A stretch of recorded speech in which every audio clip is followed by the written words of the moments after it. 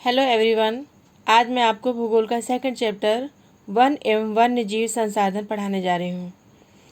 भारत में वनस्पतिवाद या प्राणी जात सबसे अधिक है। भारत में जैव विविधता अधिक है।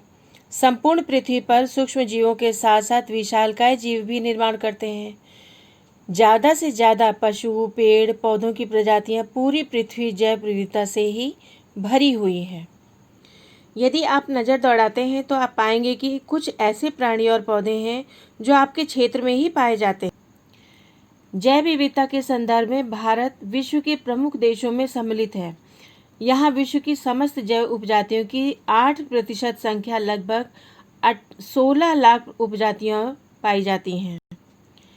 एक अनुमान के अनुसार भारत में 10% वन्य वनस्पति जात और 20% स्तनधारियों को लुप्त होने का खतरा हमेशा बना रहता है, जिनमें से चीता, गुलाबी सिर वाली बत्तख, पहाड़ी कोयल और जंगली चींटीदार उल्लू, मधुका इंसर्टिगिनिस जो महुआ की एक जंगली किस्म मानी जाती है, हुबर्डिया हेप्टान्यूरोन भारत की एक प्रजाति है जिसे घास की प्रजाति मानी जाती है। इसे घास का ही एक अलग रूप माना जाता है जो भारत में प्राप्त किया जाता है। ये आदि भी सम्मिलित है। भौगोलिक पर्यावरण की दृष्टि से वन का क्षेत्रफल लगभग 3775 वर्ग किलोमीटर माना जाता है। अंतर्राष्ट्रीय प्राकृतिक संरक्षण और प्राकृतिक संसाधन संरक्षण संघ के अनुसार पौधों एवं प्राणियों को उनकी दशा के अनुसार कई श्रेणियों में विभक्त किया जा सकता है। जैसे सामान्य जातियाँ, जिसमें क्या ये जातियाँ हैं जिनकी संख्या जीवित रहने के लिए सामान्य मानी जाती है, जैसे पशु, साल, चीड़ एवं रोडेंट्स आदि, जिसे कृंतक का भी नाम रखा जाता है, इसके रूप में वो जानी जाती हैं। दूसरी संकटग्रस्त जातियाँ, ये वे जातियाँ हैं जिनके लुप्त होने का खतरा विद्यमान है।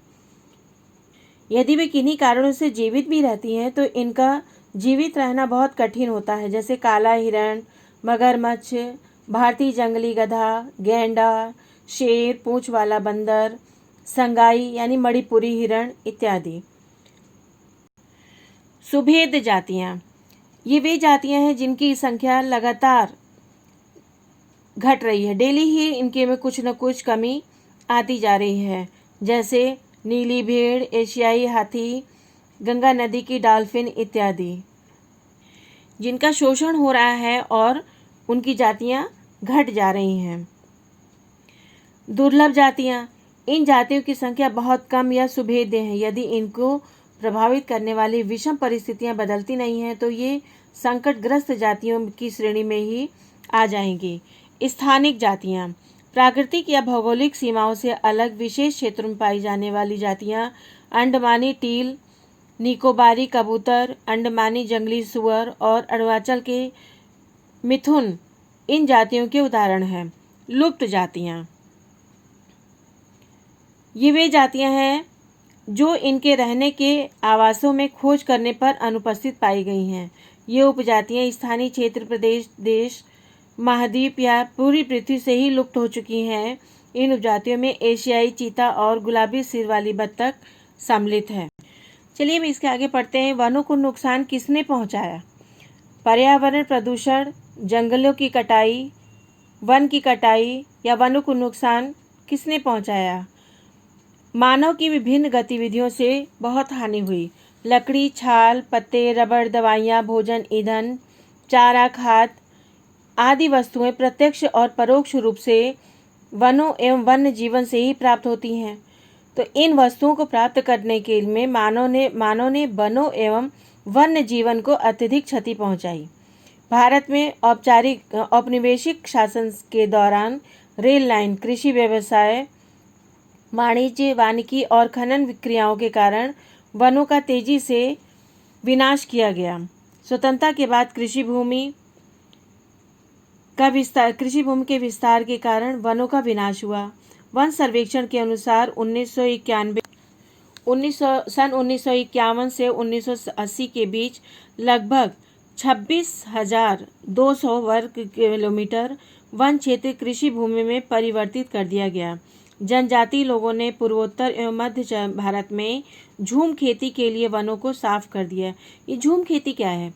झूम खेती वनों का झूम खेती है क्या है?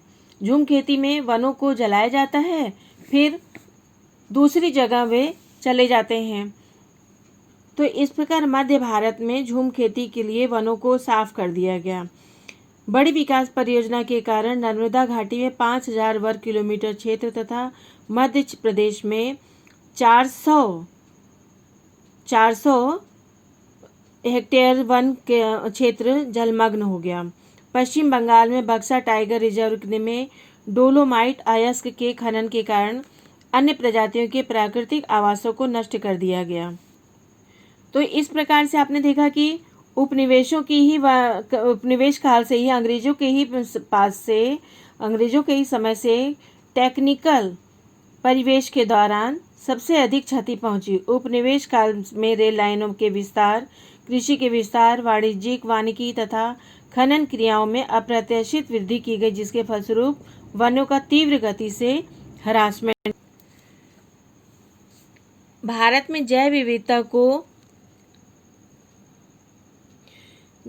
विविधता को कम करने वाले कारकों में वन्य जीव के आवास का विनाश, जंगली जानवरों को मारना और उनका आखेट करना, पर्यावरणीय प्रदूषण और विषाक्तीकरण, दावानल आदि शामिल हैं। भारत की स्थिति के संबंध में विचार करें तो यहाँ लगभग 5% धनी लोगों का संसाधन उपभोग देश के 25% गरीब लोगों से अधिक है। जैव संसाधनों के विनाश के कारण वन्य जीव समुदाय के लोगों को सभ्यता और संस्कृति भी नष्ट हो गई। गरीब व्यक्तियों और महिलाओं को वन संसाधन खत्म होने से अधिक कठिनाइयों का सामना करना पड़ रहा है। उन्हें खाने पीने, औषधि, ईंधन आदि के लिए भटकना पड़ रहा है। इस प्रकार गरीबी पर्यावरण कई कारणों से बढ़ रही है। अतः वन एवं वन्य जीवन का नियोजन आवश्यक है। भारत में वन और वन्य जीवन का संरक्षण, चलिए इसके बारे में पढ़ते हैं। पारिस्थितिक विविधता के लिए वनों का संरक्षण अनिवार्य है। यही कारण है कि 1960 और 1970 के दशकों में पर्यावरण संरक्षकों ने वनों एवं वन्य जीव को संरक्षित करने की मांग की। ऐसी स्थिति में भारत सरकार ने भारतीय वन्य जीवन अधिनियम 1972 को लागू करके वनों एवं वन्य संरक्षण के लिए विभिन्न कार्यक्रम संचालित किए। इसके अंतर्गत संकटग्रस्त जातियों के बचाव या शिकार प्रतिबंध, वन्य जीव आवासों का कानूनी रक्षण तथा जंगली जीवों के व्यापार पर रोक लगाने पर बल दिया गया। केंद्र सरकार एवं राज्य सरकारों ने राष्ट्रीय उद्यानों और वन्य जीव पशु विहार स्थापित किए। केंद्र सरकार ने कई परियोजनाओं की संस्तुति प्रदान की, जिसका उद्देश्य इस गंभीर संकट में पड़े कुछ विशेष वन प्राणियों को सुरक्षा प्रदान करना था। इन प्राणियों में बाघ, एक सींग वाला गैंडा, कश्मीरी हिरण एवं हिंगुल, 3 प्रकार के मगरमच्छ,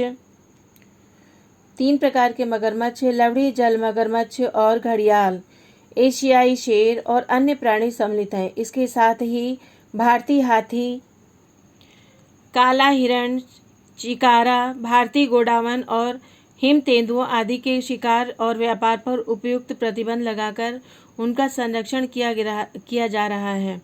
कीटों का संरक्षण करने के लिए वन्य जीव अधिनियम सन 1980 और 1986 के अंतर्गत सैकड़ों तितलियों, पतंगों, भृंगों और ड्रैगन फ्लाई को भी संरक्षित जातियों में सम्मिलित किया गया। सन 1991 में पौधों की 6 जातियों को भी इसमें सम्मिलित किया गया। हमारे देश में वन और वन्य जीव संसाधनों का प्रबंधन सरकार के अधीन कार्य कर रहे वन विभाग और अन्य संबंधित विभागों द्वारा किया जा रहा है। आरक्षित वन, देश में आधे से अधिक वन क्षेत्र आरक्षित वन घोषित किए गए हैं। जहां तक वन और वन्य प्राणियों के संरक्षण की बात है तो आरक्षित वनों को सर्वाधिक मूल्यवान माना जाता है।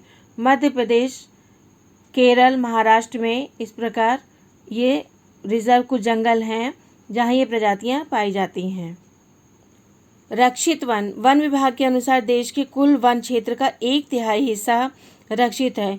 इन वनों को और अधिक नष्ट होने से बचाने के लिए इनकी सुरक्षा की जाती है। अवर्गीकृत वन। अन्य सभी प्रकार के वन और बंजर भूमि जो सरकार, व्यक्तियों और समुदाय के स्वामित्व में होते हैं, अवर्गीकृत वनों के अधीन होते हैं। आरक्षित और रक्षित वनों का संरक्षण इमारती लकड़ी एवं अन्य वन पदार्थों के लिए भी किया जाता है, जो कि कुल वन क्षेत्र का 75% है। जम्मू कश्मीर, आंध्र प्रदेश, उत्तराखंड, केरल, तमिलनाडु, पश्चिम बंगाल और महाराष्ट्र में आरक्षित वनों का अनुपात अधिक है, जबकि बिहार, पंजाब, हरियाणा, ओडिशा, हिमाचल प्रदेश और राजस्थान में रक्षित वनों का अनुपात अधिक है। गुजरात और पूर्वोत्तर के राज्यों के वन अवर्गीकृत हैं तथा स्थानीय समुदाय के लोगों के प्रबंधन में हैं।